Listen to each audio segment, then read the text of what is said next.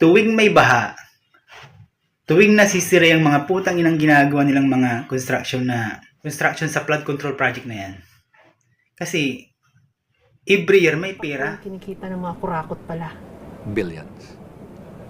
And they're stealing, some of them are stealing 1 billion a year, more than.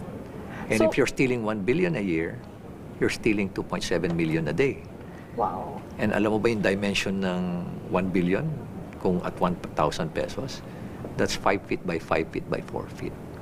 Na pera. Yes, feet. So parang ganito po, itong kinakaupuan natin ngayon. Tatas. Ganun, Ganyan karami po yung perang ninanakaw. More than pa. Dati-rati akala nila kasi millions lang ang ninanakaw eh. No, it's not. It's in billions. Bilyones po. Dahil sa inflation rate, tumaas din po yung ninanakaw nila. Mga putang ina. Kaya pala hindi maibisan yung mga problema natin sa baha. Putang ina, ganun pala kalala yung corruption sa Pilipinas. Hindi natin akalain na ganito pala kagrabe yung corruption sa Pilipinas. Imagine nyo, no, trillion yung kinukurakot nila sa kaban ng Pilipinas. Kaya pala, ayaw nilang solusyonan yung problema natin sa baha. Kaya pala ayaw nilang maibsan lamang yung dinadanas nating problema sa baha. Kasi nga, tuwing may baha, tuwing nasisira yung mga putang inang ginagawa nilang mga construction sa flood control project na yan.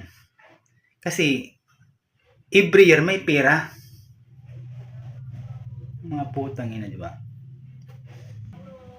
Ang dami-daming problema ng Pilipinas, lalo na sa edukasyon. Kulang yung guro, kulang yung silid-aralan, kulang yung upuan, kulang yung mga libro, mga supply ng mga guro,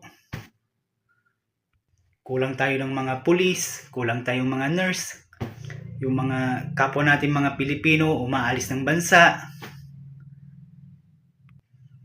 Sa flood control project pala, tapos na yung problema natin eh. Putik yan. Ang dami-dami nating problemang iniisip, pero sa mga flood control project pala, yung kinukurakot nila, pwedeng masolusyonan yung mga problema natin. Diba? Putik yan.